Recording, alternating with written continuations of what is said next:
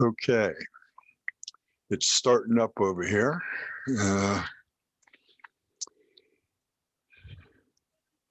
Oh, I guess it started on YouTube. All right. Let's see, we got volume coming from there. Yeah, welcome everybody. Welcome to B'nai Noah Connection with Israel Tour for the Nations, and we're working with Noahide World Center on their YouTube channel on Wednesdays, and we thank you for being with us. This is Pesach Sherbo coming to you live from Sfat, Israel, and we appreciate you being with us. You can also pick us up on our on my personal Facebook page, or B'nai Noah Connection with Israel, or Tour for the Nations. You can put it up on, there we go, about to share it over. Okay.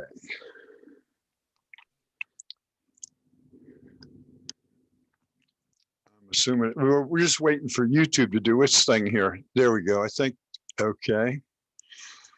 Let me go to the Facebook page, share it. Oh, there we go. Like, now you're going to share it from there, right, Scotty? I'm going to put it on the Tour for the Nations page. Share. Yes, Scotty just shared. Okay. All right, here we are live, and we thank you for being with us. And there we go. Time for me to get on screen, I guess. There we go. Thank you all for being with us here in Sfat, Israel. We've had about three and a half really rainy, cold days. And along with the rain, we had something we usually don't have here, believe it or not, thunder and lightning. And it's pretty cool. You know, when you don't have it for a while, you don't realize that you don't have it. So when you hear it, of course, we're used to hearing booms here. Hello, Amoela, good to see you. I'm here with the Tennesseans, Scott and Terry, co-hosts. Haven't seen Thomas in a while. Is he okay? Yeah, I'm talking to him. He's getting his computer's messing up on him right now. So okay, I'm talking to him over on Facebook. All right. Welcome to those that are on YouTube. If you make comments, oh, I see there's I don't know how to pronounce your name, but it looks like Fat Vegan. Yeah, hit the like button, will you please? In Colorado Springs, USA, Scruffy, Devore is there. Hit the like button, subscribe to this channel, which is Noahide World Center. You can also subscribe to Tour for the Nations YouTube channel. We appreciate it. That's the ones we do on Monday nights, Sunday nights in the USA. And I'll keep my eye on the chat here from on YouTube, so I can kind of keep an eye on that. And Scotty's going to keep me posted on the other stuff.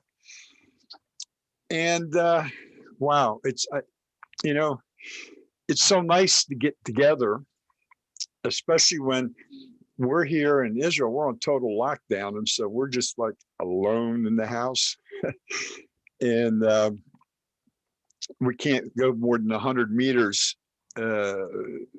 away from our house, and everything's closed. We can go grocery shopping, that's about it. And of course, the pharmacy or doctor's appointments or something like that. But a friend of mine, he broke all the rules. He came up from Afula. We're not supposed to go from town to town. That's about 45 minutes from here. And we sat today, and he's a very good friend, and we've been known each other for about 15 years. And we talked about things going on in the world, and he's a little upset about the inauguration today. But that's okay. I mean, we talked about it, but he gets a little more emotional about it than I do. There's Brett Long from Williston, North Dakota. Good to see you. Boy, it was kind of cold up there by you, I guess. And I complain about the cold here when it gets down into the 40s and rains and thunder showers and all that kind of stuff. We like to hear it. Nina, good to see you. Good to see you. Shalom. Good to see everybody there on YouTube. And Gloria, good to see you. Well, we have I want to bring up a topic tonight that I've talked to. It's in this week I've talked to 3 or 4 people about it, and it's a toughie. It's a toughie for everybody. In Hebrew, we call it the Sitra Achra, which simply means the other side, and that's in Aramaic, not in Hebrew. Sally, good to see you. The Sitra Achra, the other side, is the opposite of good.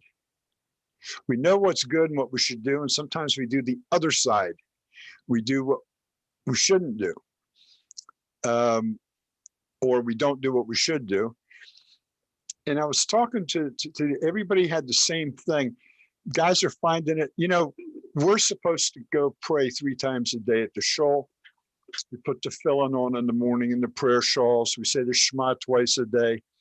We have a bedtime prayer we do called the bedtime Shema. We have all kinds of prayers we're supposed to do all day long. And the topic all this week is, why is it so hard to pray? Why is it so hard to do what we're supposed to do? What's happening? Guys that have been praying regularly 3 times a day all their lives. Shalom, Laura from Queens, New York. Good to see you. And I ask about it too, because I find sometimes in the mornings when I get up, and I'm supposed to, put on tefillin and put on my prayer shawl and all that. And then there's like about an hour's worth of prayers, or a little more, hour and a half sometimes, depending on the day. And it's a struggle some mornings, a real struggle to do it. And I asked these guys, were they having any problem? Everybody right now, guys that I wouldn't even think had a problem praying 3 times a day, that I've known for years, and they do it 3 times a day steadily. There's something's happening in the world that's making it hard for people to fulfill this, the Jews, everybody to fulfill this obligation. But it's happening to a bunch of other people too. It's happening to some Noahides that I've talked to. They all of a sudden find it difficult to do the morning blessings and pray every day. And it's I'm hearing about it even from people that are like Catholics and Protestants that they just don't have the, what in Hebrew we call it the heshek, or the feeling to go pray and to talk to God. And as I was talking to everybody, something was brought to my attention. Now, Fat just said something. I have such a hard time to focus when I pray, frustrating. Well, just join the club. Just throw your hat, your card right in the hat, or throw. Everybody has that problem, but that is the Sitra Achra working on us, and we have to concentrate when we're praying. Sometimes really hard. But why is this happening? Why do we look at the world today? Do we see this big lockdown? Why do we see all this other stuff happening in the world, people fighting each other, riots in cities, and all this stuff going on? Why on earth are we seeing this that way? Hi, Martha, good to see you.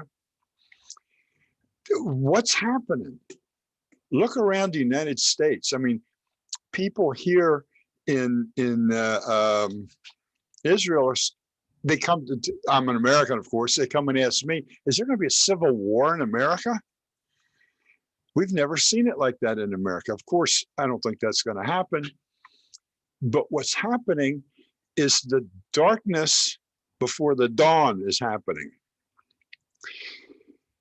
Before the Messiah comes, before the Mashiach can come, things are going to get darker and darker. And we know this is going to happen. It's happened every time Israel has had a Messiah come to pull them out of a problem.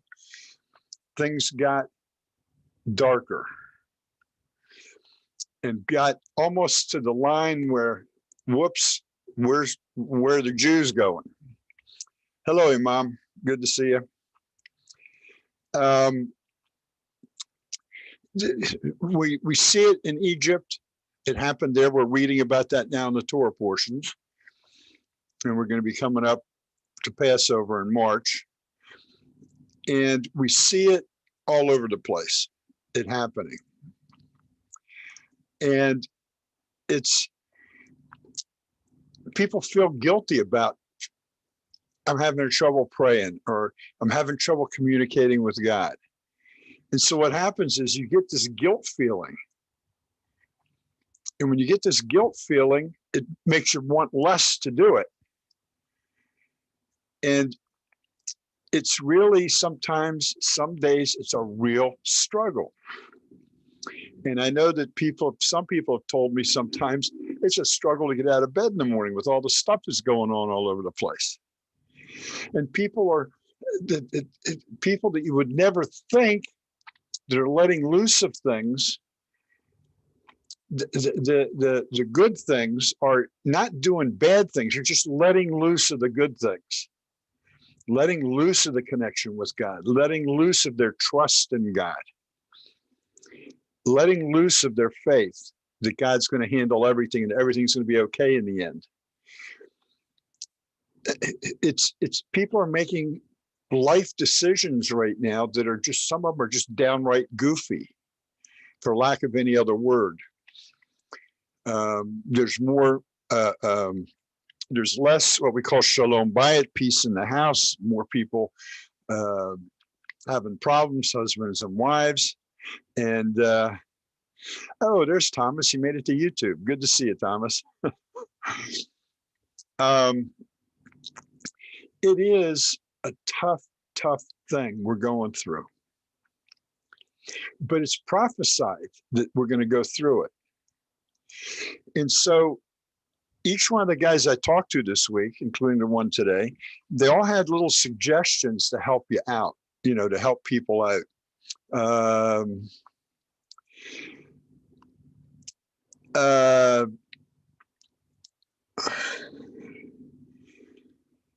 Oh, well, here's a comment.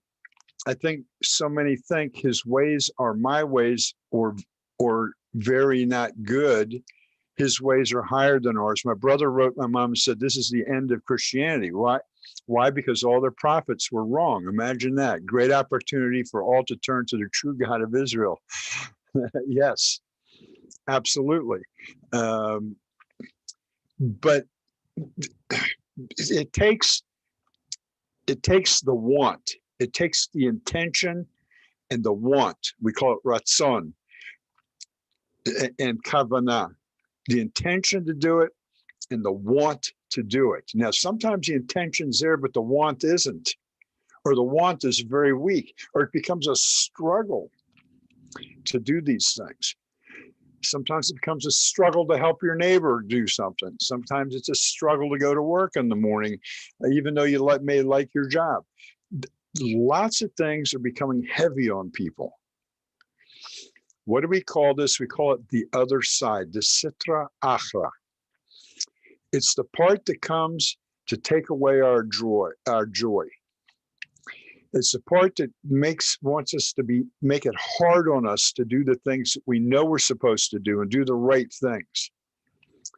And we have to do them b'simcha, with joy when we do it. When we pray, we should be praying happily, talking to God, not complaining and whining and why me.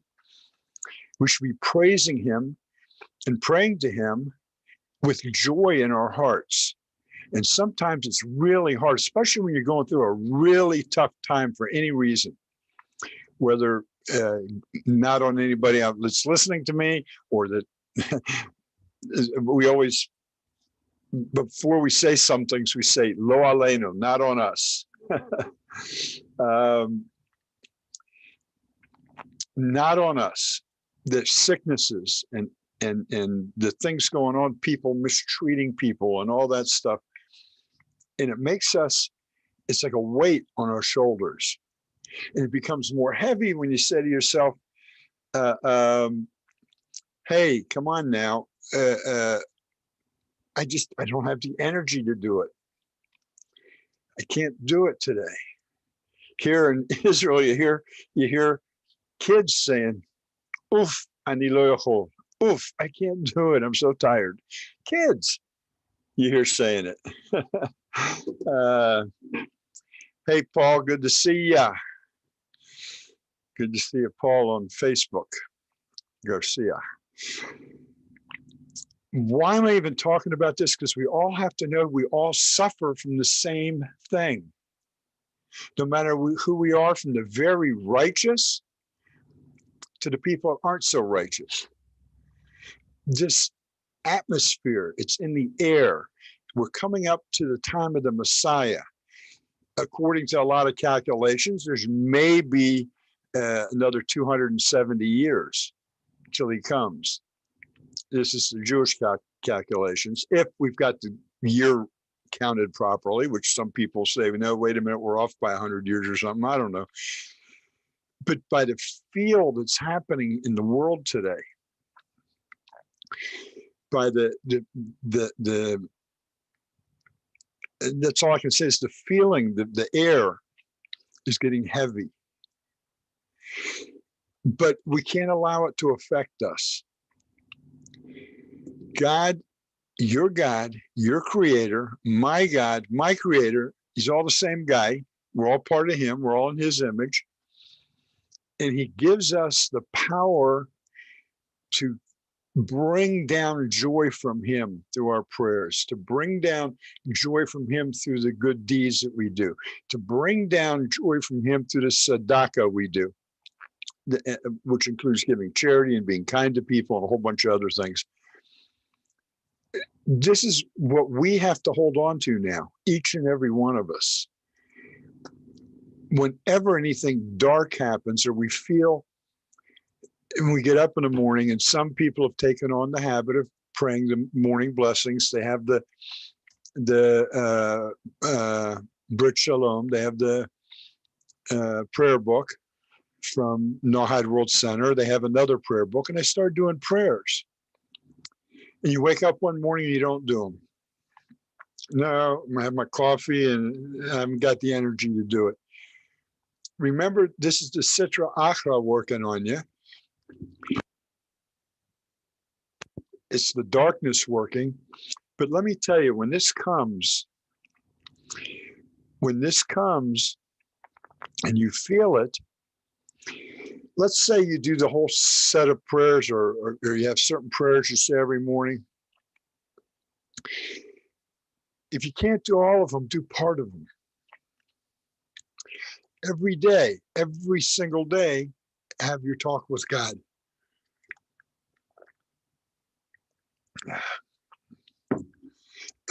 Noahide, yes, you can pray in your own words, for sure. So can the Jews, actually.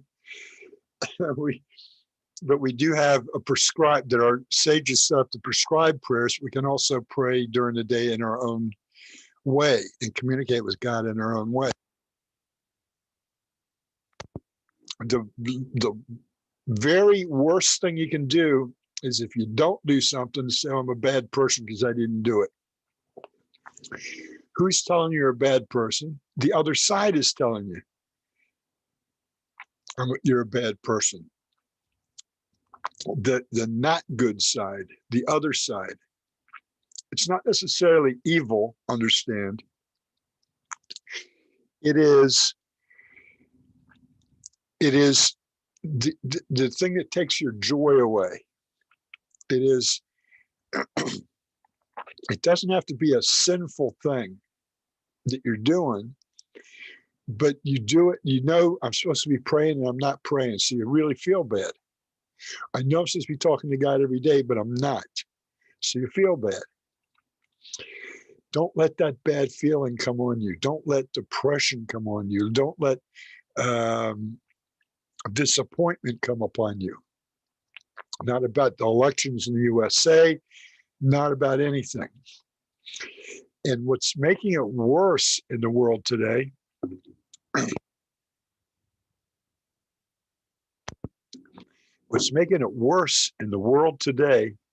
is all the controversy. The controversy about lockdowns, no lockdowns, wear masks, don't wear masks. Nobody's going to tell me I have to wear a mask. Nobody's going to make me take a vaccine. Yeah, I'm going to take a vaccine. There's arguments and arguments about this. And this is what we call the other side working. It foments the discord among people.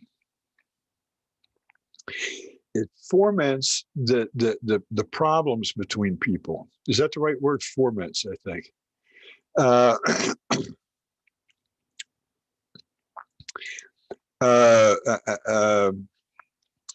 You just gotta understand, and here's where the trust in God, not faith, trust in God comes out. And every single individual has to have this trust to one degree or another level. Whatever happens, I trust that God had the right thing happen. Even though it looks dark to you, and even though it looks bad, you still thank him for what you got. You know, there's a little pamphlet I called Thank God and See Miracles. And there's something else. There's a whole book about that.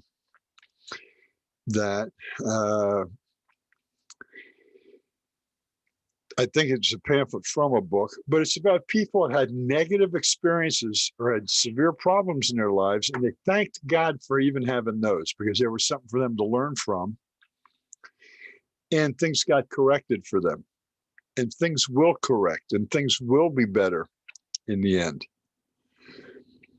But let's say husband or wife or child, good friend, all of a sudden they're acting a little different than usual. I hang on a minute. They can't see it because I got it on speaker view. Wait a minute, gallery view. Okay, hold it up now. Say thank you and see miracles. Yes. Who's the author there? It's put out by Rabbi Arush. Okay. This is the little pamphlet, little B booklet, little pocket booklet. Yeah, we have even a smaller little pocket booklet than that here. Hello, Richard. Good to see you. Okay, we'll go back This is a very, very good book. It's really good. There's several of the stories. The first time I read it, it was like burnt my mind. I memorized them. It's just real good. Tell us one of the stories. Okay, I'll paraphrase one of the stories. Go ahead. A man in he's a young yeshiva or a yeshiva student, I think he was, in Israel. They were out at the Mediterranean. They was playing, just bouncing around in the waves. I'm saying he's a young man. I don't think he was maybe a little older than a teenager. But anyhow, he had some expensive dental work done, a crown or something put in. And they were out in the waves, and a big wave hit him, and it knocked out this crown. I mean, we're speaking a lot of money he'd spent on it out in the ocean. And, of course, the first human reaction is you begin to complain. All that money's down the drain. Why did you do this to me, God? What did I do to you? And all this kind of stuff, And so he goes on, they're playing in the waves. Time goes by, when you're playing in the ocean, you move around. The ocean's coming and going, the sand on the bottom. he remembers. He's a student of Rabbi Arush, and he remembers, I need to say thank you. So he stopped and started thanking Hashem for the situation, that there was something he didn't understand, but he wanted to thank him for the opportunity to learn something. And when he looked down, there was his crown in the sand at his feet in the water. And time had gone by. And you know how much the ocean moves. And so I don't know. I've never forgot that one. Of course, there's plenty more. Your mic's off. I had a beautiful pair of sunglasses when I first moved to Israel. They had interchangeable lenses, and they were pretty expensive. And I went fishing in the Mediterranean, and I threw this thing out. My sunglasses somehow flipped out in the water. Now, the water was only up to my knees or something, and it wasn't a real rough day. And by the time I looked down, they were gone. Never saw them again. But this guy's tooth just popped up right in front of him. Yeah. I'm going to go get another book as makes a good companion to this one that's not written by Rabbi Arush, that I would like to recommend if you don't mind. Sure. Because it kind of goes along the same subject. Okay. See, the main thing here, folks, is we have to remember these things. We just have to put a little thing in our head to remember the things that we got to keep doing. And even when, you know what, if you wake up in the morning and you're not in a really good frame of mind and you don't do your prayers in the morning, if you were just a little part of them, even, it's still a plus for you. You don't feel good in the morning, you don't want to do all the prayers, do a part of the prayers. Pick out a part that's especially meaningful for you and do it. And do the prayers. You got the book? Mike. Okay, this one here was recommended to us by Yehudit Bell, who used to run the Noahide, Breslov Noahide Zoom group. She's retired now, but she recommended this to us, and it's written by Yehudis Summit, and I believe she lives in Israel as well. And I can't remember the exact story behind it. She just started collecting some stories and about some stuff, and it turned into a book. It's like 180. These are true stories, and it's called The Other Side of the Story: Giving People the Benefit of Doubt, Stories and Strategies. And well, it's green. It's a green book. Green book, huh? It's green, but the other side of the story. Hold it up because you see the gold writing. Anyway, yeah, there you go. The other side of the story. Okay, that's good. People see it. Giving people the benefit. She goes through and she'll tell like one side of the story, something that's really going, bad, weird, or something that happens. Like, I think there was one story, a person's supposed to have some construction work done at their house, and the guy gets started and haven't seen him for a long time. He just never showed back up. And she was about to dog the person for all this. And then then she tells the other side what happened. And it's just giving people the benefit of the doubt. It's really a good Sounds like a good book. Yeah. It kind of, like I said, I think it kind of partners with that one you were talking about. Yeah. Saying there, because it's teaching us that there's another side to everything. There's another side. What we think may look bad has another side. It's probably a good side. What looks good probably has another side too. There's always two sides. Tony says, I try and do all three prayers each day, but there are times the abridged prayers have to do for whatever reason. There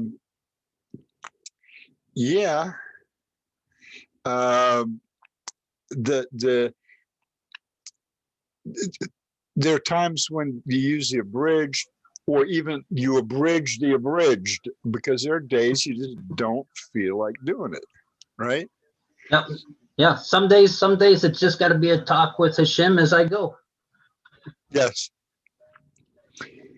exactly right. The important thing is that you do something every day.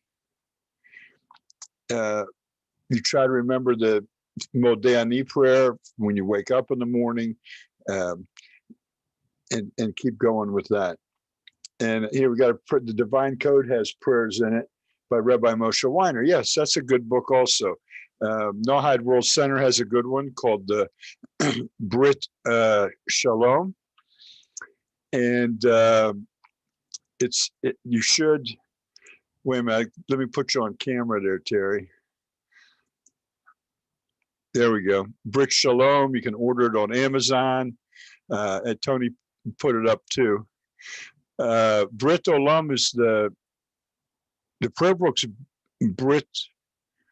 Which one's the prayer book? Brit Olam's the prayer book. And Yeah, Shalom. Brit Shalom is the guide or the Practical Noahide guide yeah. that we use instead of Moshe Weiner's book, because his book is really huge and it's a good reference book. It's a good book to use, but it's a little it's put Be together. overwhelming. Yeah, that's a good. Actually, that's a good. It's put together for the way the Jews read their study books, and it's not exactly good for everybody. It just gets a little too complicated, a little bit too in depth. Which, if you want to do it, fine. It makes a good reference book, though. You can look things up in it.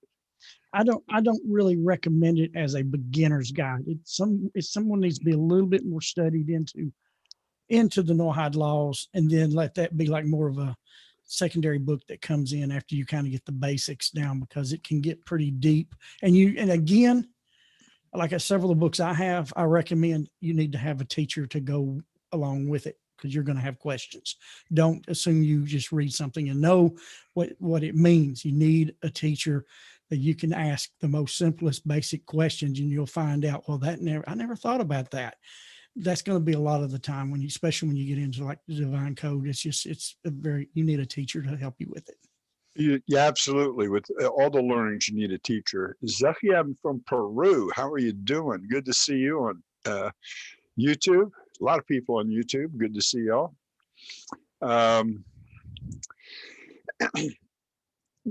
That was an absolutely great recommendation, Terry.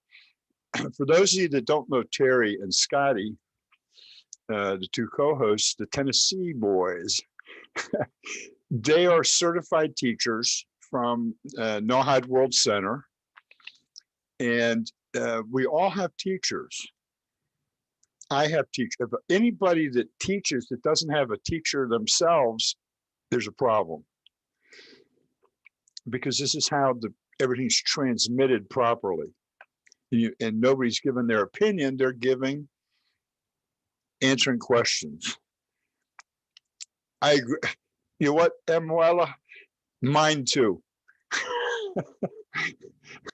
I tried reading it, and it's like reading the book on halakha, on the way to walk, with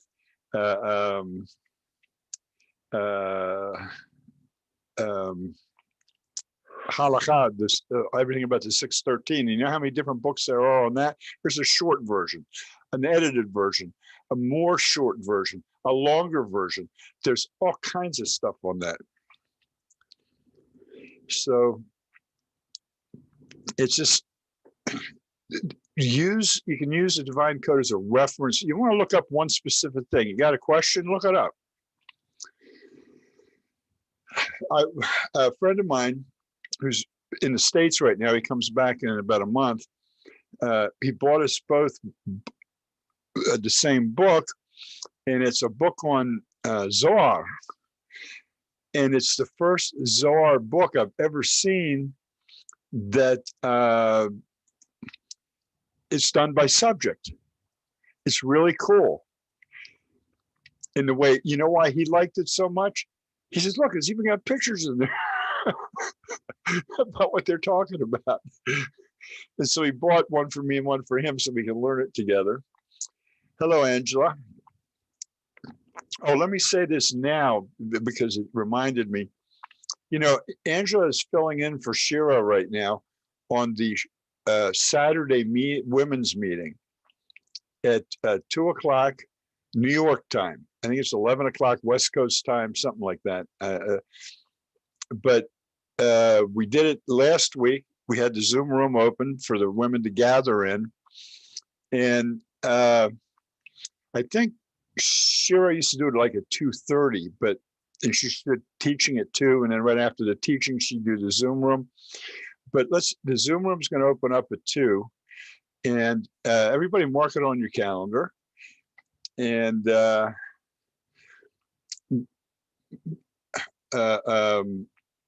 you women, it's for you guys. It's not for the guys. It's for the women.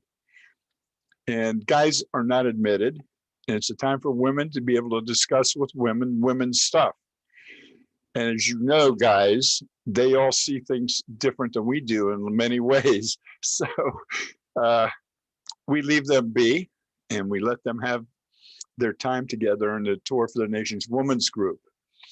We're going to try to line up. I'm going to try to line up someone to do the weekly Torah portion, or give an overview like Shira was doing of what she likes to say. It's in the air this week, and she talked about the Torah portion and how if you look around you during the week, you'll see that what's in the Torah portion is somehow going to relate to your life. That So Angela is going to be there as the host, and 2 o'clock on Saturday, USA time, New York time. So I'm asking you, ladies, to make a note and come join Angela there and do that. So what's the name of the Zohar, Rabbi? I don't know. The book is over in my dining room table. I didn't bring it over here. I'd have to go look and see. There's a lot of teachers for Kabbalah and for Zohar. And there's some of them that even get into what we call Kabbalah light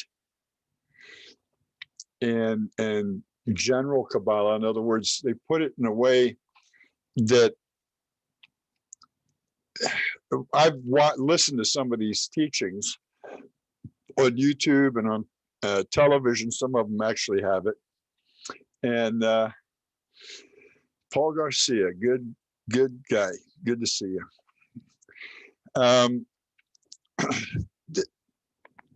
Anyway, be careful. I only ask one thing from everybody, and it's for your own good. Be careful what you read from websites. Be careful what books you buy. The best thing for you to do for learning is, if you're going to buy a book, get yourself a study partner, or get a hold of a teacher that can help you with it and understand what's going on in the book, instead of trying to think about what's going on yourself. Just like Terry said, it was a very good point out, because the whole point of learning about the God of Israel is learning what has been brought down from Abraham, Isaac, Jacob, brought down from Mount Sinai when we got the oral Torah and the written Torah. And there's a chain. You guys all watch CSI and all these shows on TV. They have something called the chain of evidence. And if evidence has to go through a very prescribed system from one level to the next level to the next level, and when it gets handed over to somebody, they have to sign off on it. It goes to the next person, and the evidence is treated in a certain way, so that when it finally gets to where people can look at it and learn about it, they can look at the chain of evidence to see that there wasn't a screw up somewhere. Somebody didn't lose it on the street and go back and look for it, or it just popped up into evidence because somebody thought it should be in evidence. Look for that chain of evidence. If you can, stick to the well-known Jewish websites when you're reading and when you're learning. You have Chabad, you have Aish, you have Breslov, Torah for the Nations. We have, that's us, the torahfornations.org. And then you have ones that have videos, like I don't know, there's two or three or four where they just take all the rabbi's teachings and list them up there, and you can go by the rabbi and learn, listen to them. Although those teachings get a little complicated sometimes, and always remember that when they're teaching, they don't think that they're teaching anybody but Jews. Their audience is Jewish people. They use Yiddish, they use Hebrew. It gets a little confusing sometimes because you're thinking about what was that word, and now he's just said a bunch of other stuff. And there are some rabbis that don't do that so much, and they're good to listen to.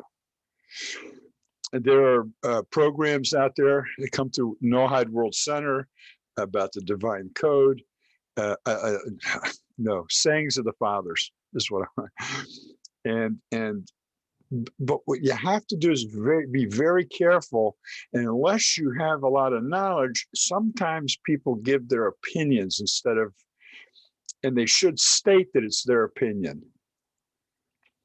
They should never teach something as if it's the word of God.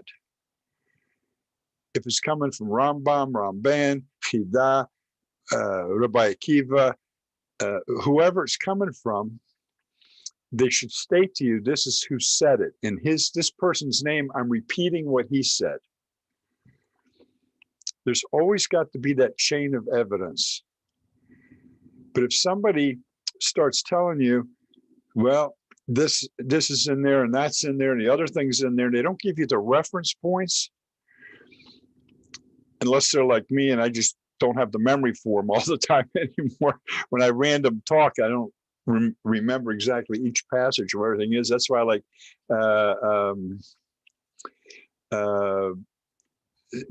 Scotty or Terry jump right in here and get me the place where it is.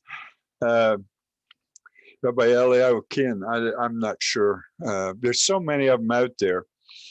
And I basically follow the Chabad rabbis is who I learn from because you find something that Breslov teaches a certain way, Aish teaches a certain way, Chabad teaches a certain way.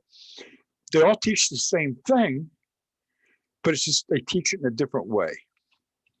And I found for me, because I like everything to be 2 and 2 is 4, and I can see it's 2 and 2 is 4. In other words, very logical.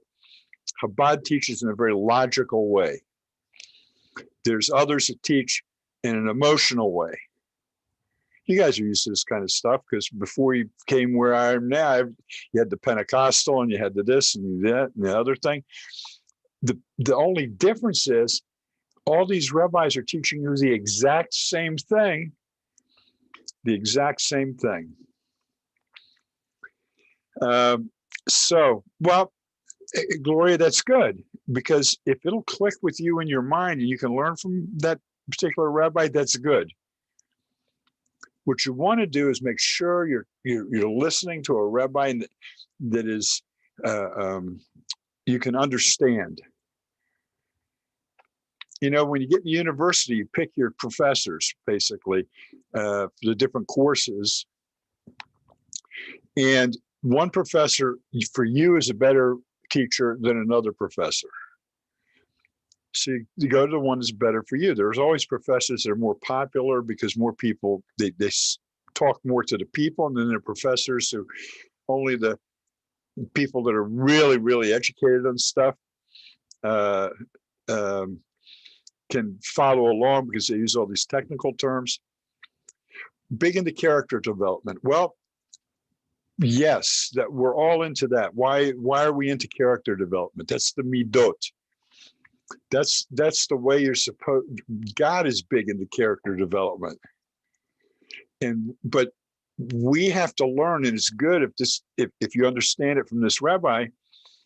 It's good if you understand that you have to recognize first the flaws in your character.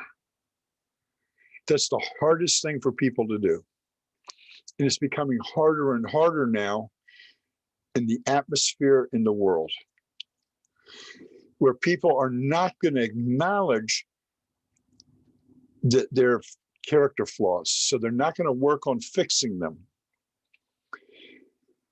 My relationship with God, your relationship with God, every individual's person's relationship with God is based on fixing yourself and fixing the world, developing our character and the world character in a proper manner. But we can't, we cannot fix anything by going to people and saying, you got to fix this and you got to fix that. It starts with you. And a little clue, if you see a fault in somebody else, you only see it because it's already in you too. It's like looking at a mirror. You wouldn't even recognize it if it wasn't in your head too. You know, as an example, a person that lies to other people think everybody else is lying to them also. He doesn't think people are telling him the truth. So a thief always thinks somebody's going to steal from him. It's a way of thinking in your head. So you have to change and fix. Gloria says, I think I have many more character flaws than I ever thought I had, but that's okay. When you start identifying them, then you work on them one at a time. If you look at my Facebook page, right up under my name, it says, God wants progress, not perfection. He doesn't expect us to be perfect, but he expects us to work on our character flaws. And those are the midot. Those are the important things that we have to make better in ourselves. And when we make it better in ourselves, other people see it's better in us, and then they realize they have to change something in themselves. That's the best way, by example, to do things, and not tell people that well, you're wrong, and you know what I mean. Fred Rawls, shalom, shalom. Okay, go ahead, Scotty. Rabbi, you were speaking a few minutes ago about finding a teacher that you can understand, one that teaches you. And I think I'm going to post this question correctly. Terry might have to help me present it. But now you're not talking about, well, now let's say it this way. What's the difference between trying to find a rabbi that you understand and trying to find a rabbi that you agree with? In other words, if you disagree with me, you're going to go hunt another one. That's an excellent question. Excellent question. Let me tell you that if you're judging the rabbis, if you are listening to rabbis, says, I don't like what he's teaching, so I'm not going to listen to him. I'll go find somebody else. You haven't really come in full contact with the God of Israel yet. You're still thinking like you used to think out on the other side of the world. You don't have the right to judge. Now, you have the right to say, I can't understand them, but you do not have the right to say you disagree. I'm going to look for somebody else that matches what I think. Because if what you thought was okay, you don't need a teacher. It's that plain and simple. Let's see. First, Terry says Genesis 4:7. If you will improve yourself, you will be forgiven. Yes, that's what God told Cain after that experience between Cain and Abel. Yes. And Laura says, why should one disagree with the rabbi as he should speak from Torah? Well, people have their own interpretations of what they think something means.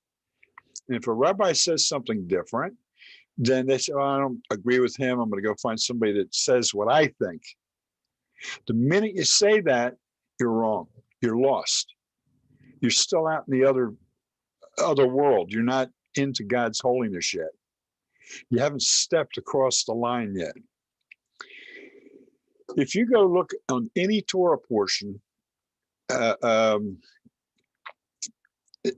the internet for this week, it's Bo. and you go from one teacher to another teacher to another teacher, you're going to hear so many different interpretations in Midrash on it. But for you to agree or disagree with them means nothing. What we're supposed to do is take in the information. Sometimes they'll say the exact opposite. This is what this is, and this is what this is. But it comes down basically through the chain of evidence. And always remember, the Torah has 70 faces. In other words, and people tease us Jews. You get two Jews together, you get 6 opinions. That's because usually when they teach, this one can teach this way, and this one can teach over here, and another one can teach over here, and they're all correct. You can't say any of them are wrong. Why can't we say any of them are wrong? I can't say, well, this one agrees with me, so he's right and the others are wrong, because you may be dead wrong. You can't prove one is true or not true, because they both use the same facts to present what you're listening to. And actually, as you learn more and get more into it, if that's what you want to do, every single midrash that you read, I have books and books of midrashes on my shelf here. The one set of books this way and one set of books this way, and was all written by different people. And all that information that I read, it's up to me to get it all in my head. And I can take that information and draw from it what I need. But I can't say any of it is right or wrong. The only thing I can say is I study basically Chabad teachings, because for me, they teach it the way that I can understand it best. So it doesn't matter if you go to Breslov, you read one thing, and if you go to My Jewish Learning, you read something else, and if you go to Aish, still something different. But I suggest you go to the big, well-known, I don't want to say Orthodox, but the I would. Huh? I would. Okay. Don't go to a conservative website or reformed website, because they're already off base. They're not following the strict commandments we're supposed to follow. But why should one disagree with the rabbis? You should speak from Torah. Sometimes with the rabbis speaking, we don't quite understand where it's coming from. We don't understand where it's coming from. You're right. John Riggs says 6 blind men describing an elephant depends on their location, but they are describing the same animal. That's true. That's true, except there's a little exception here. See, they describe the animal differently, each one of them, because they don't have a total picture of what the whole animal is. But when you get rabbis talking Torah, they know what Torah is. It's just that they get something different out of it, a different explanation. Go ahead, Terry. Can I share how Scotty and I talked about this same subject in our last video we shot this weekend? Go right ahead. Okay. We were discussing the same subject as part of one of our videos that's going to be coming up pretty soon. And here's how we described it, like the 70 faces, studying and seeing that there's different, it appears to be there's different views, but there's not. And I started out with, I held up a leaf. With the eye, we can see the shape of the leaf, the veins, the colors. This is the base. All Torah has a base, a baseline teaching. Everything that you look into the Torah, regardless how deep, the shape never changes. It's still there. The base is still there. So you learn the base, what it looks like. Then you get a magnifying glass, and now you can start looking a little closer at that base, learning a little more than you can just with the eye. Your things are starting to come closer. And if you wanted to go more, you can get a microscope and you can look deeper. You can get an electron microscope and go even deeper into the cell level, but the base hasn't changed. And that's what these midrash and what he's saying, the rabbis are all teaching the same thing, because they're teaching about the same base. They're just looking deeper into that base. And that's kind of how we explained it in our video. That actually is a very good example of what I was talking about. Everybody sees the same leaf. They just see it a little bit differently. Turn your camera on, Rabbi. In the I'm depth. sorry. Turn your camera back on. Okay, I was blowing my nose. I didn't. Okay. I thought you forgot. I apologize. I thought you forgot. No, that's all right. I was just finished wiping my nose. Thank you for reminding me, though, because I need that sometimes. I forget. Thank you for. So I got a question. Sure, Angela. Would that be about like different gifts that rabbis have, different avenues that they like to talk about, and they stick to that avenue and multiply and perfect that part?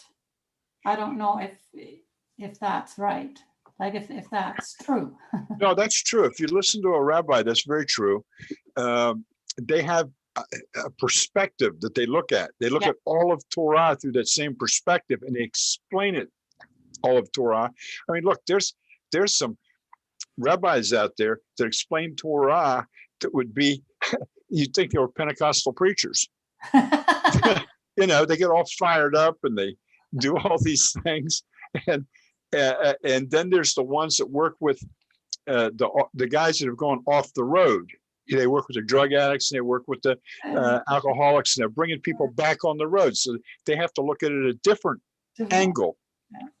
So yes, you're absolutely right. That's a very good question. Appreciate that question, actually. Can I throw something in that would probably add to the answer to this? Be my guest. Absolutely. Terry, if you would hold the leaf back up. Well, he's not on camera right now. Well, he's not on the YouTube camera. On the leaf, when you look at it, you see the stem, you see the veins, you see the fleshy part of the leaf, and you see the entire structure and the shape. I've found some teachers, they are deep in just the stem and they're feeding you through that stem. Other teachers, they have studied the veins of it and they can reveal the vein. And then others have studied the shapes and they can just expound on the shape, and others the colors. Once you put that all together, you have a complete leaf. You can't have one without the other. Absolutely. That's a good example also. Very good example. So I personally, when I study during the week, I study off the Chabad website. Then I have books of Midrash and I read those. And I have, when Shira used to do her insights on in the women's group, she would put about 20 hours into reading and listening to different explanations and then try to pull them together to come to a certain point. She would always look for a takeaway point and go to that point and talk about it. So yes, and we're all the same way. Nothing happens by coincidence. So if you're watching a Torah teaching from any rabbi, it's because he wants you to hear that message. Yeah, I agree with you, because nothing is by coincidence. It's all by divine providence. There's no such thing as a coincidence. If you go to Torah for the Nations YouTube channel, Shira has a good video on that. There's no such thing as coincidences. And there are not. There's no such thing as an accident either, by the way. Those two words we put in so we can find some way to point fault somewhere else. So we don't have to take responsibility for things. But when something happens in your life, it's God directed. It was supposed to happen. A blade of grass doesn't wave 1 millimeter without it being directed by God. He's everything. He's in control of everything, including us. And we can do what we want, though. We're not puppets. We're not robots, of course. We can think what we want because he created us as his most powerful of all creations in his image. And he gave us all the power to do whatever we want to do, create whatever we want to create. We just can't create something from nothing. We have to take what he's already created and make other things out of it. That's how we get in computers, and that's how we get the iPhone, and that's how we get automobiles. We take things that are already created and just, wait a minute, if we put these together with a wing on the top, it's going to fly.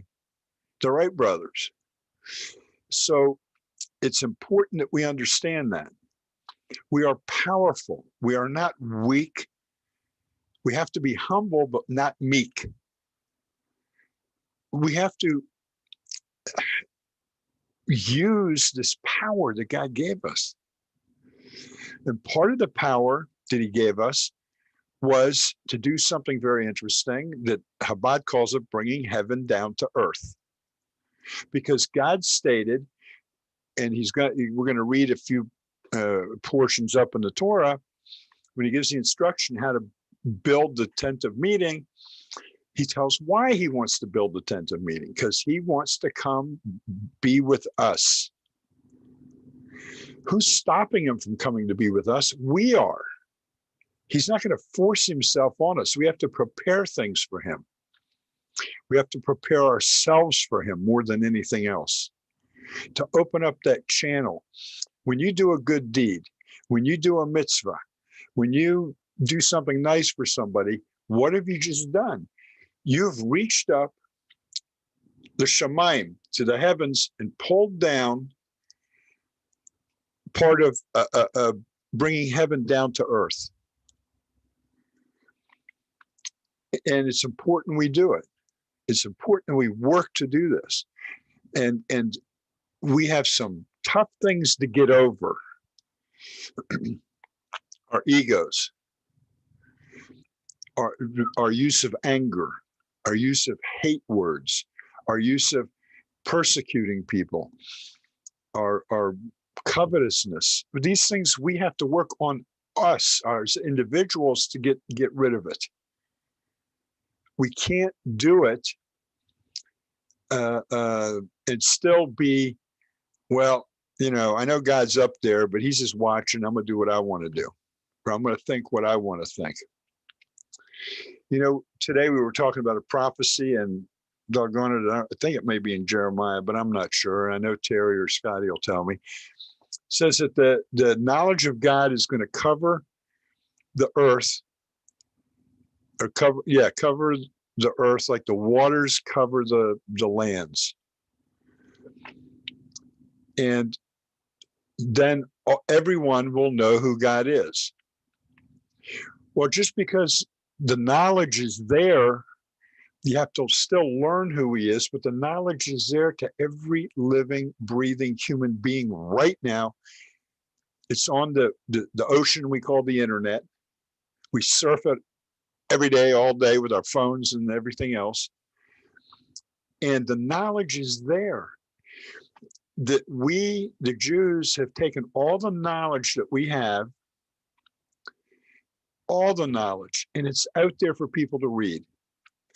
The problem is people read it and they give their own opinion on it, and then you're way off base. This is why it's so important to do it with a teacher.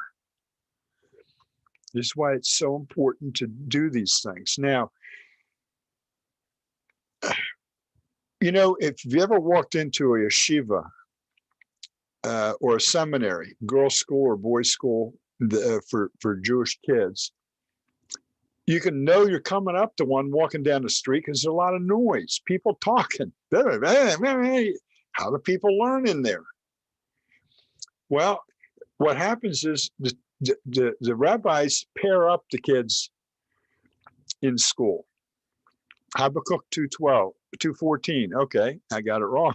I thought it was in Jeremiah. Anyway, they pair up the kids, and whatever the assignment is, they sit together, read it together, and discuss it together. And the teacher's there to answer questions if they have questions. So it sounds like, a bunch of geese or something. I don't know. That's just a lot of noise. If you go by a younger yeshiva, you hear them all day long singing and reciting. They get to learn all the prayers by heart and a lot of the books by heart.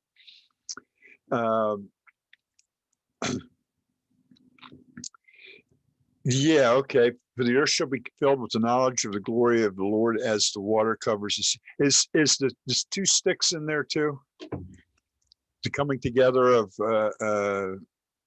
because it says it more than one place, I'm pretty sure. But that's okay. That's good enough. The learning is so important, and not learning and say, well, I don't agree with that, so I'm going to reject it. You take it all in.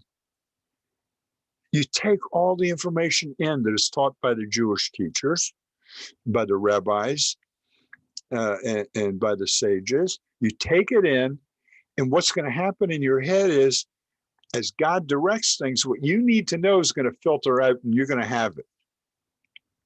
You don't have to know everything, but what you need to know is going to be there. Why do you think can you imagine for 3,300 years, we read the 5 books of Moses in a cycle, year by year by year by year by year? Can you imagine? When they first got the 5 books of Moses, this Torah scroll, they could see the whole leaf. When we started reading it, they would read what was on the whole leaf. And the next year, they go back and read again and say, well, wait a minute, where did this come from? It wasn't there last year. There's new words there, but they aren't new words. They're new words to your sight. You've got enough information in your head now to see down a level into the Torah. So those words become important to you to expand what you already know. But you know what? It happens almost every year. I don't care how many years you read it, you're going to find something during that year that you've never seen before. Even if you know it by heart. When I say you haven't seen before, that's because it didn't go into your head for learning yet. You may have read the words, but it went into your head for learning. It didn't. It was time for it. Now, I want to go back to a comment that was made earlier. And it was, let me see, was it in the Facebook comments? It had to do with, Fat said, I have such a hard time to focus when praying. It's so frustrating. This is common, folks. Very, very common. It's not, you're not unique because that happens to you. It happens to everybody. And the more when we pray by reading the prayers become like automatic to us. So yeah, I'm reading them and I'm saying all the words. In the meantime, my head's thinking about what I got to do in 10 minutes and what the stuff I got to pick up at the grocery store or anything. This is one of those things that we have to learn to control in some way. And that's why the prayer book is set up the way it is for Jewish people. You have the verses of praise and you have blessings, and it takes you from 0 when you come in and lifts you up to the verses of praise and the Shema and up through the Amidah. That's the real meat of the prayer, the Amidah, the Shemona Esrei.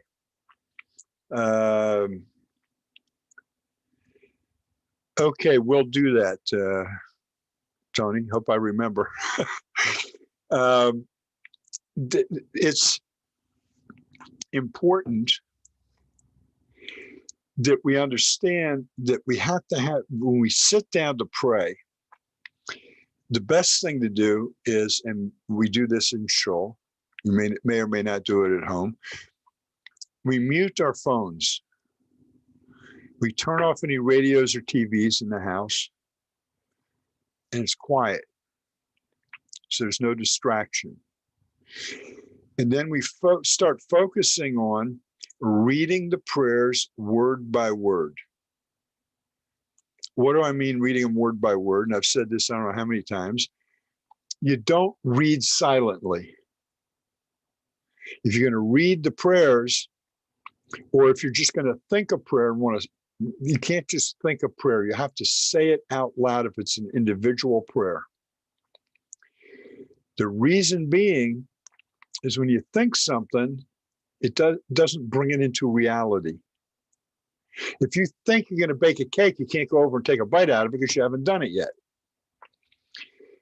So your thoughts have to go through the process of coming out of your mouth. That's what makes it reality. And what happens is it comes out of your mouth, back in your ears, and it reinforces you. You don't have to do it loud. You can if you want. If there's nobody else around, you can even sing them if you want. But when you go into during the Amidah, when you go into a shul, you don't. If you look at people's mouths, they're moving, and they're saying things so low you can't hear them. At other times of prayer, not the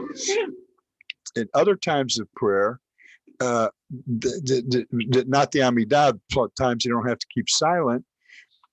You hear a buzz in the synagogue.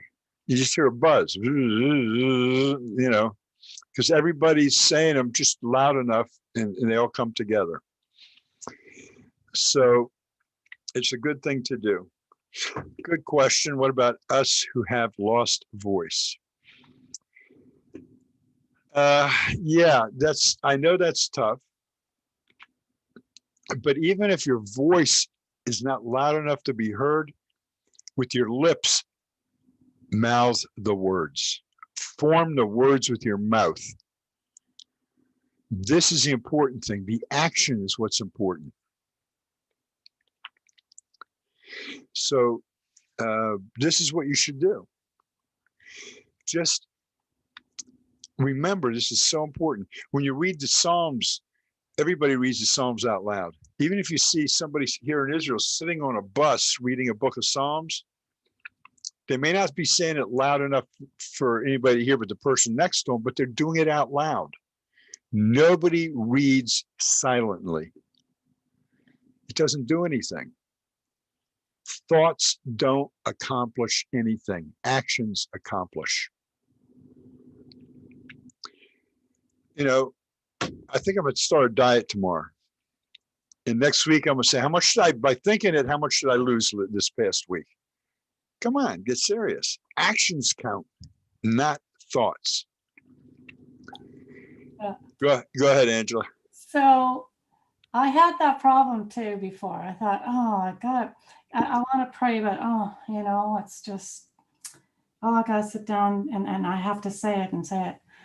And then somebody comes in and then you're being bothered. Oh, what's this and this? And I don't want to be bothered right then. So I just thought, instead of telling them I don't want to be bothered, I'm going out for a bit. So I got caught on to Scotty's thing. He goes out there and he talks. I'm like, hey, that's the way to do it. So I'm like, now I'm out there and I'm just talking outside. If somebody passes me, hi, but I'm still talking. And it's between God and me. It is so much closer when you're out there. That's for me. For others, okay, maybe not, but it is so, I don't know. I just feel closer that way. I feel closer. I'm right there. That is a good way. Matter of fact, that's the Nana Nachman way. Rabbi Nachman teaches you go out and you shout it to the trees. That's me. That's me. Totally. It's so good. Yeah. That's where I got the walking thing too, because Scotty started walking and I'm like, I'm doing it too. Sorry if I'm copying you. But it was like, yes, you know what? That's it. Because, yeah. Anyways, it's all good. Good. That's all good. I want to say one comment about what you just said. Sorry, I'm copying you. Let me tell you something about that. If you see that someone is successful at what they're doing, and you think you might be successful, you do what they do. That's the only way to be successful. How does a carpenter become successful? How does a carpenter? You start off by copying the person that's teaching you how to do something. So don't ever be sorry about copying somebody. That's a good way to jump to the top of the class. I learned the hard way. I started a business. I was young, 22, 23 years old. And it went belly up, lost everything. Hannah, who I was married to, may her memory be blessed, and my 2 kids, I sent to live with my sister. And I lived an old beat up Valiant on the streets because I didn't have money to rent someplace. And there wasn't enough room in the house for me to come. I go there and take a shower. I go in, but I lived in that car until I got another job. And it's a long story, but I'll make it short. I went into car sales, so I would have a car to go look for a job because my Valiant quit on me. And I said, I'm just going to take this job until I find another job. I need a car to get around. And I found out that car sales was good for me. I made a lot of money, but I decided I wanted to be really good. So I hunted up the guy who was #1 car salesman in America. And, oh, come on. It's rough when you get old and your mind gets slow in remembering names.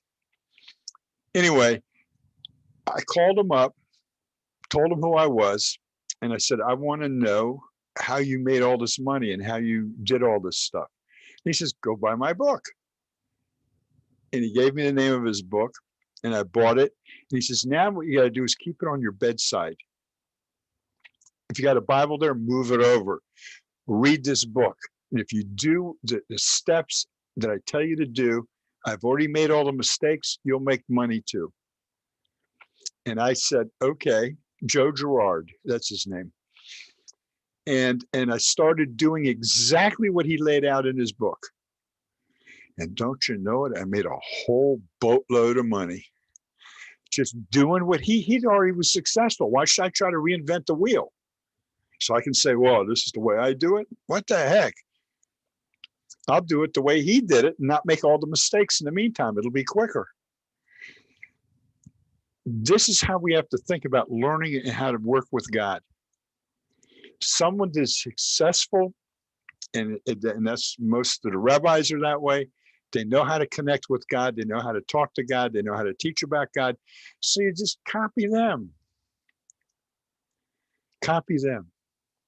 And there's one thing I want to bring up, and I'm just going to make a quick statement about it.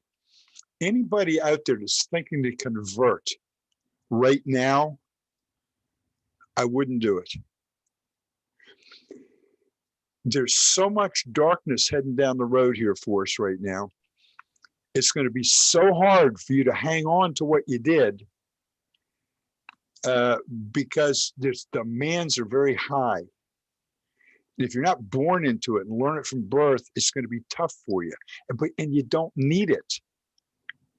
You just don't need to do it. Now, if you want to do it, you can. Terry, go ahead. Oh, I was agreeing with you. Oh, okay. But I do have one thing I want to share back with when you're talking about at least moving your mouth, when you're praying and talking to Hashem. Psalms 51:17. O Master, open my lips and my mouth will declare your praise. Amen. I just wanted to share that. But no, amen. If anybody wants to talk to me about studying for conversion, free feel free to contact me. Yeah, get a hold of Terry. He'll tell you all about it. I studied for almost 7 years. I was about to go to what I consider my next level when that's the only way I know how to say it. Hashem with his mercy guided and showed me what my path was to be. And it's actually been the better path for my life. Yes. It comes down to being what God created you to be and who he created you to be. Okay, now I got exactly says action is speak, not just thoughts. Yes, you understand perfectly. Speak it out. If it's just to yourself, speak it out. You don't have to speak it out to anybody else. But that makes it a thought.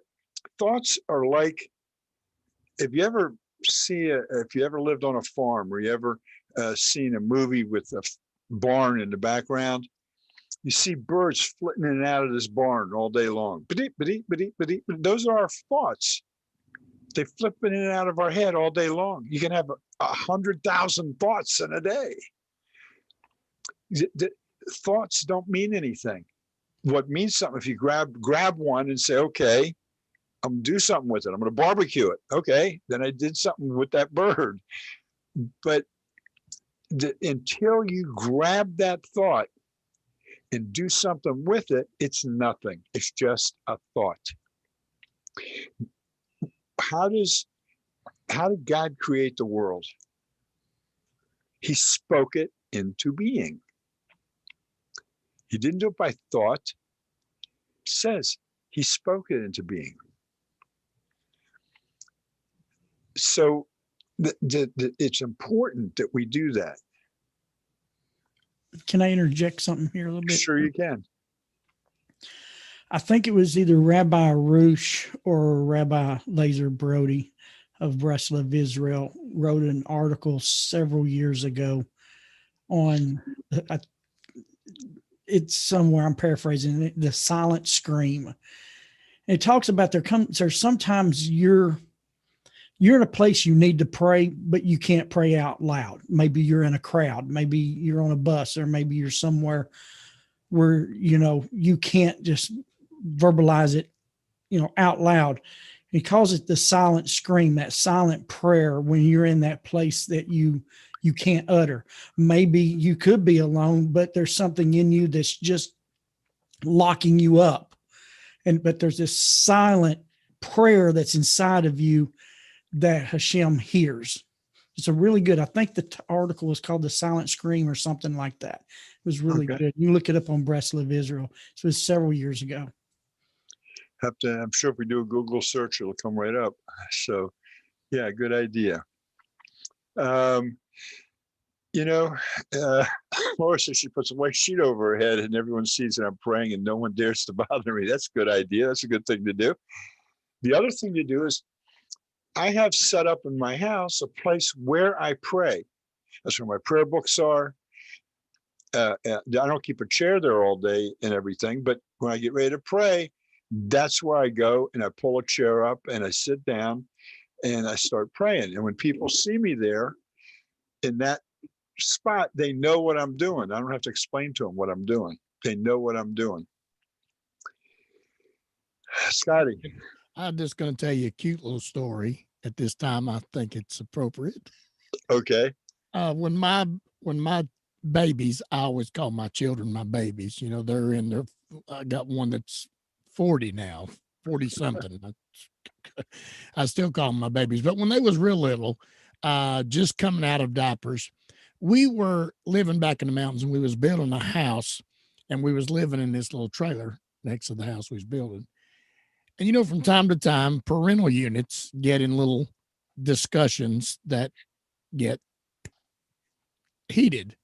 And so my wife had the, this thing she would do. She would go over into the house that I was building and she would pray. So one day we had this discussion and so she was gone out of the trailer. I didn't know where she went. So my little daughter come in and I said, honey, where's your mom at? She said, she's over in the house praying for you. They knew not to go in there and mess with her when she's praying, but they come in and say, she's over in the house praying for you. So I just want to throw that in right here. That's cute. That's cute. That's cute. Okay, now let's do a few before we go any further. On Saturdays,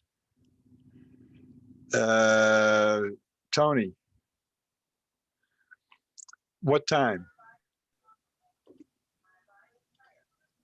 Okay, Saturday prayer and parsha is it's 9 o'clock Arizona time, so that would be 11 o'clock New York.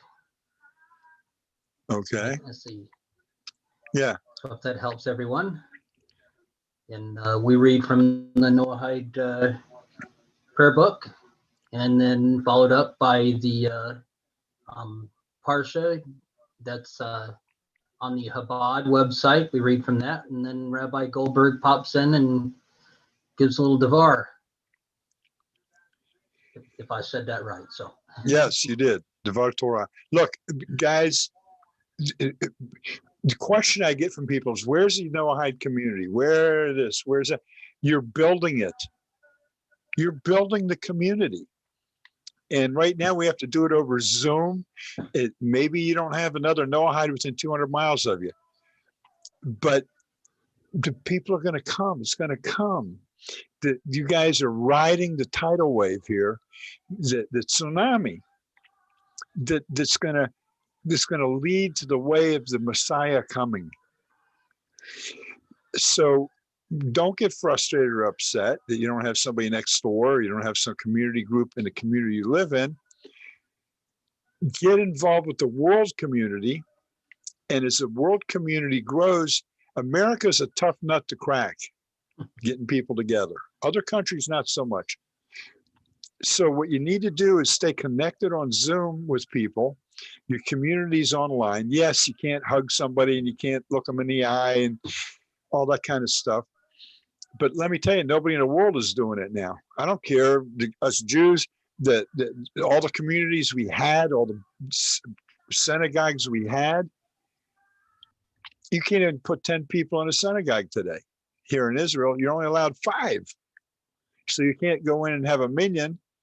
The 10 you need are required to do a public prayer. And outside the synagogue, we can do 10. We can't do 20. You just, and a lot of guys are hooking up online for stuff. And really, it's not legally, if 10 or 15 or 20 Jewish guys get together for prayer time, it's not legally called a minyan. You have to be in the same room under the same roof to be a minyan. So work together with other people, and do not, and I'm going to say this again, do not denominate. Don't argue over who's a better Torah teacher. Don't argue over what book is better than the other book. They do that in Christianity. They do that in Islam. They do it everywhere. My friend that came from Afula today, he was here during 2 prayer times and we prayed together. I use a Chabad prayer book. He uses a different one. But we end up saying the same words, maybe in a different order or something, but it's the same. Be a community with the rest of the world. And believe me, the community that you want will come that way. Yes, it's 11 a.m. New York time. Yes, it is, if that's the question. A.M. Eloise, yes.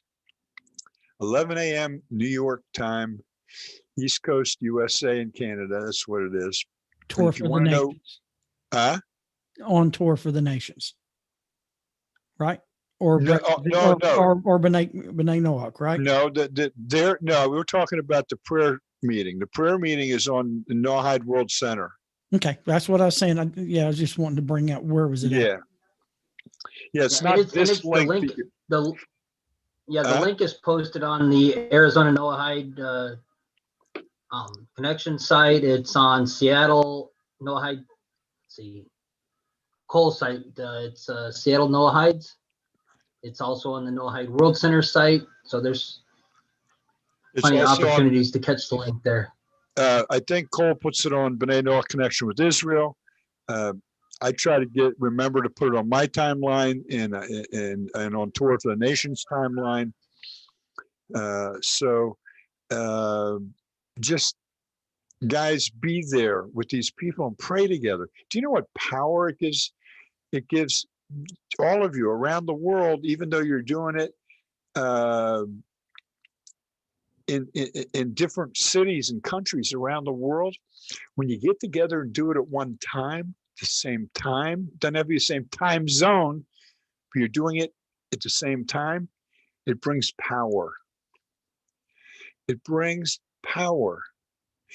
Do you know that on every Jewish holiday, or every day, we pray the Shacharit morning prayers, afternoon and evening prayers, which means as the world does its rotation, 24 hours a day, there's prayer going on by Jews.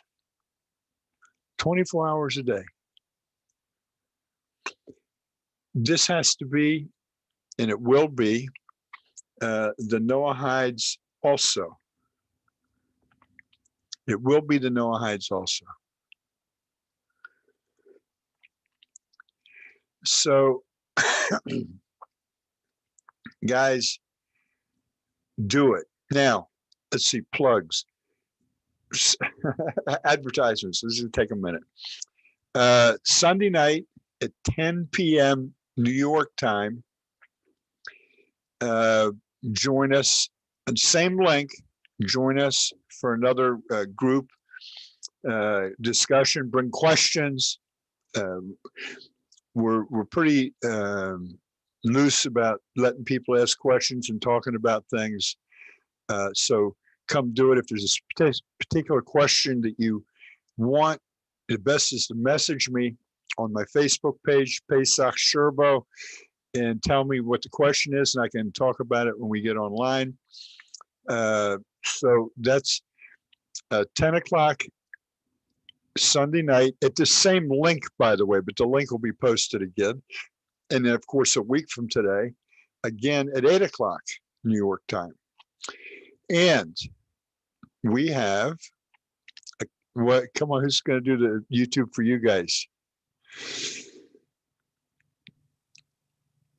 Sacred Odyssey Videocasts, an intellectual and spiritual quest. Yes. We've got some new ones, and they'll be coming up toward the end of this week. And Unpacking Genesis. Unpacking Genesis. I also would like to include, we're in the preliminary stages. Yes, Scotty and I are going to open up another YouTube channel. We felt best. We were going to do this as a side thing with Sacred Odyssey, but we decided it wasn't the right fit for that. So we're going to do a complete separate channel for it. And it's Noahide Talk. It's a Noahide to Noahide discussion on Noahide issues of living.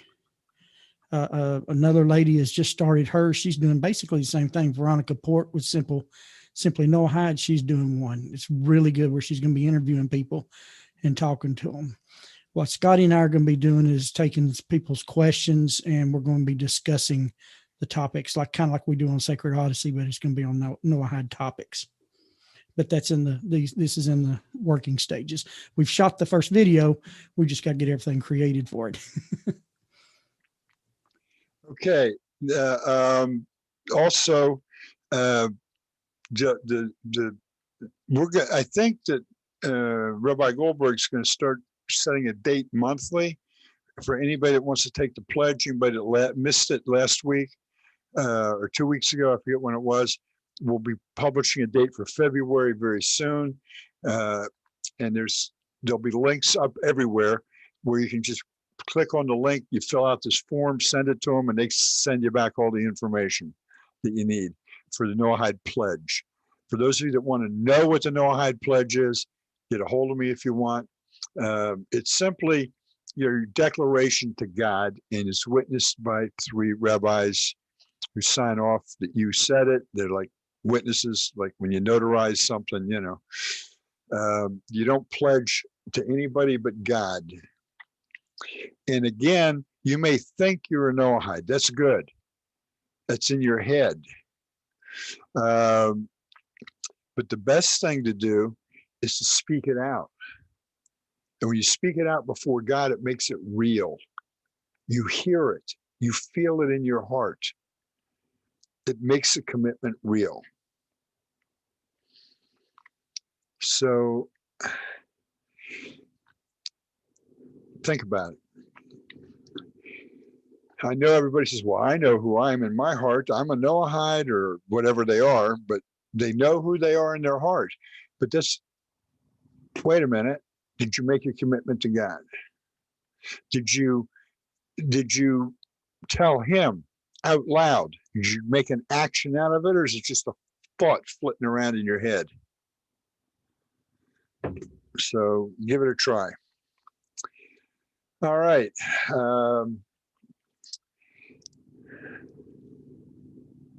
That's fine. If you're a subscriber to Torah for the Nations channel, when we go online, you should get a notice that we're online. And tonight, if you're watching on YouTube, give it a like, push the subscribe button to Noahide World Center. That's their Brit Olam. That's their YouTube channel. On Sunday nights, do the same thing again. Don't think I already did it. You can see my pretty face there.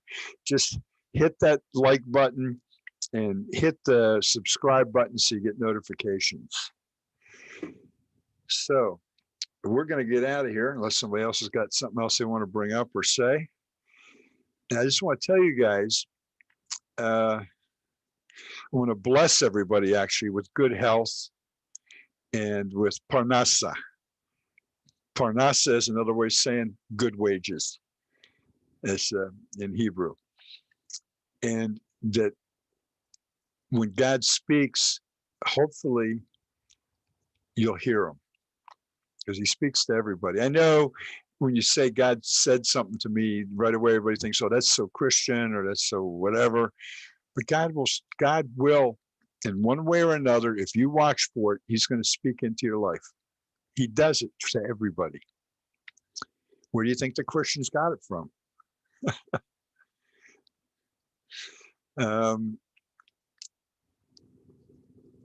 It may be you're following me, but you're not getting notified. I don't know why. I'll have to check that out. I think that you might have to push another little thing so you get notifications. But I'll check it out and we'll talk about it on Sunday night. Those of you that wish to join us. I know it's late, 10 o'clock at night. Thank you guys for being with us. You lift my heart. You make me happy. You make me happy. So, all right, David, amen. And it brings me joy to see you guys and to see the relationship you're developing with the God of Israel, the one true God. Okay, guys, let me, I gotta do something here first before I can sign off. I gotta go this way, so that the thing comes back on there. And you're welcome, Connie. Amen, David. You're welcome, Nina. Look, all you guys, I hope I see you back next week and be with us. And if you have, prepare questions. If you don't want to Facebook me the questions, prepare them and come visit us and let's talk.